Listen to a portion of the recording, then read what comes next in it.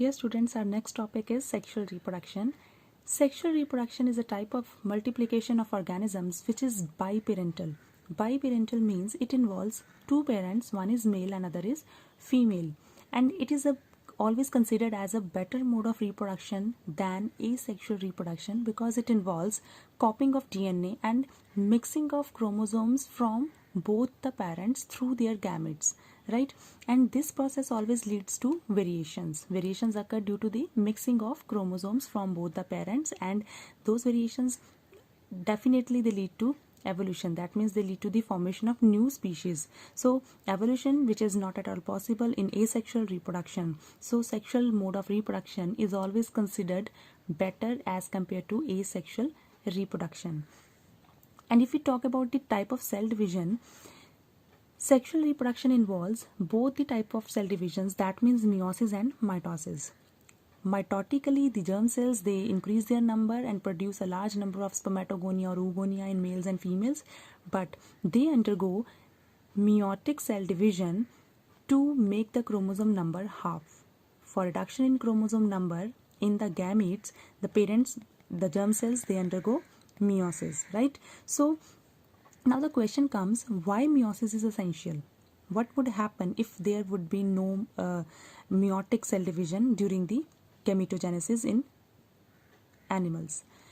So if there would be no meiosis, then each generation will end up having twice the amount of DNA than their previous generation, and this would likely to mess up the control of the cellular activities of the cellular apparatus by DNA.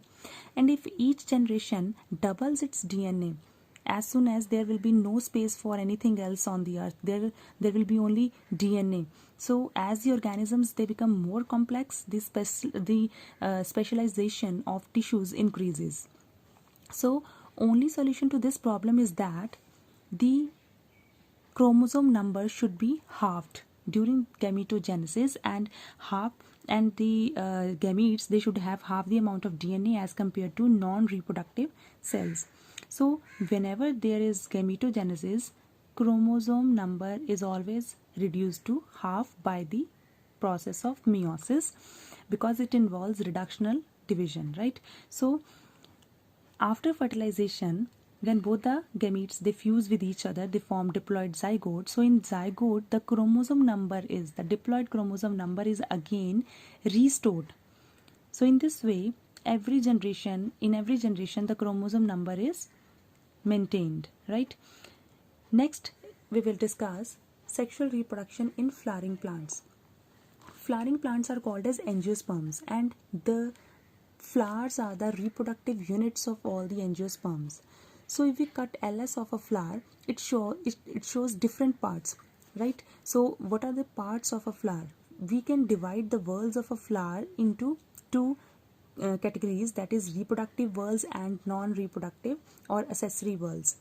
Reproductive whorls are those whorls which play direct role in reproduction, that means they help in gamete formation, and accessory whorls are those which do not play direct role in gametogenesis but they help to attract the pollinators for the process of pollination. They help to attract the insects, they provide colors, they provide scent, etc. to the pollinators for regular visits on the flowers and ensuring the process of fertilization and pollination, right? So first of all, we will discuss about the diagram of LS of a flower, right?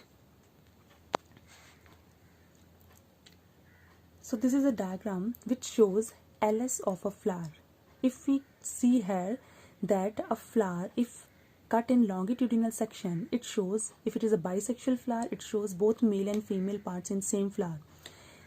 At the center, it has a female part which is divided further into three parts, that is a broad stigma which is receptive for the pollen grains, then a long tube-like style, and then flask-shaped ovary, right? And stigma, style and ovary, these are the parts of female reproductive organ of a flower. It is also called as pistil or carpel or gynoecium. On the other side, if we talk about male part of the flower, male part includes anther and a filament, and they constitute a stamen or androecium. Inside the ovary, there are ovules present, and after fertilization ovary get transformed into fruit and ovules get transformed into seeds. And if we talk about the accessory whorls of the flower, then it has colored petals or corolla, and then they have green or sometimes colored sepals, which are also called as calyx. All the whorls of the flower, they rest on a broad base which is called as thalamus or receptacle, and the stalk of the flower is called as pedicel. So this was all about the parts of a allas of a flower. This flower is bisexual because it contains both the male and female parts, and some flowers are unisexual. Remember one thing, that unisexual flowers, they have only male part or they have only female part, right? So now let us see how these reproductive whorls, that means male and female part, that is androecium and gynoecium of a flower, they play important role in gametogenesis in flowering plants, right?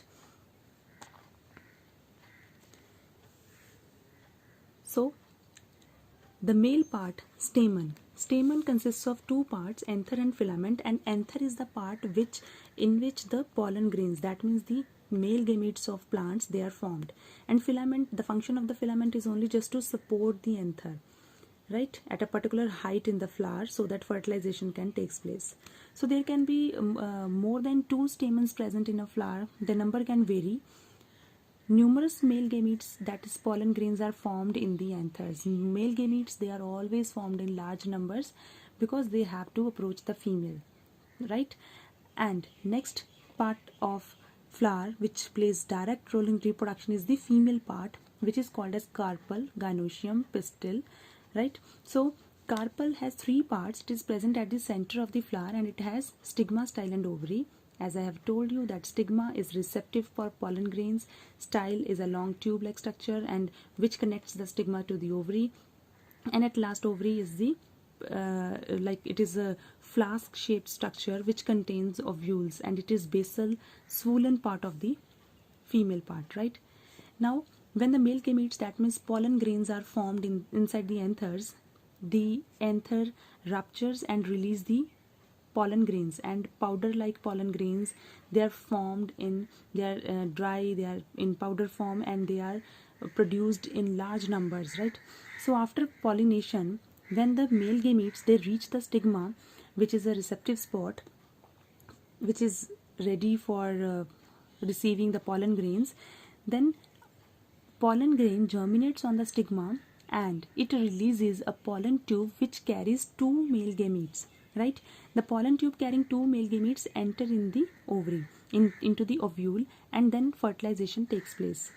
After fertilization, zygote is formed, and immediately when the zygote is formed, after that, by getting nourishment, ovary starts getting transformed into fruit and ovules get transformed into seeds.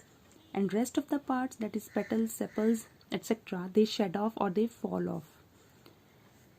After fertilization, when ovules get transformed into seeds, right? So seeds, they are the future embryo which develop into seedling under suitable germinating conditions, and the process is called as germination. And if we talk about the parts of a typical seed, then it has a primule, which is future shoot, a radicle, which is future root, and then 2 wing-like cotyledons. And the function of cotyledons is to reserve, it's to store the reserve food material to provide nourishment to the developing seedling, right? So this was all about fertilization in plants. Our next topic is